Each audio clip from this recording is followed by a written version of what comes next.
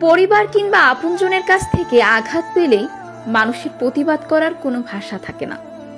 সবচেয়ে কাছের যে মানুষটা, সে যখন তার ব্যবহার আচরণে বুঝিয়ে দেয় অনেকটা দূরে তার বসবাস, তখন সেখান থেকে নীরবে প্রস্থান করা ছাড়া আর কিছুই করার থাকে না। জীবনের প্রতিটা সংগ্রামের পেছনে মূর্খ কারণ থাকে পরিবার এবং আপন মানুষের ভালো রাখা।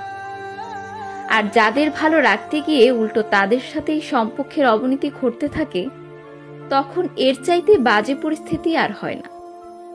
তারা যখন আপনার কাছ থেকে পাওয়া আর না পাওয়ার হিসাব কষতে থাকবে, তখন আপনি নিজেই যদি তাদের কাছ থেকে বিনিময় হিসেবে কষতে যান, তখন তাদের কাছে হয়ে যাবেন দোষী।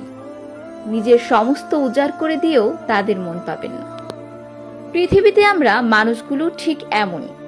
পরিবার বলেন, আপনজন বলেন, কষ্ট দেওয়ার সামান্যতম সুযোগও কেউ হাতছাড়া করতে চায় না। দিনের পর দিন মানসিক যন্ত্রণা, মানসিক চাপ সবকিছুই পাবেন, শুধু তাদের মন পাবেন না। এই যে যন্ত্রণা, এর কি শেষ আছে? না, নেই। কোনো প্রতিবাদ করতে পারবেন না, কখনোই না।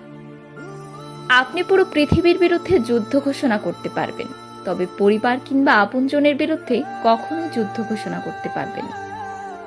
পরিবার কিংবা আপনজন আপনার অনেক বড় ধরনের কোনো ক্ষতি করলেও বড়জোর অভিমানে আক্ষেপে নিজেকে একা করে রাখবেন, দূরে সরে যাবেন, কিন্তু তাদের বিরুদ্ধে কখনোই অভিযোগ কিংবা কোনো প্রতিবাদ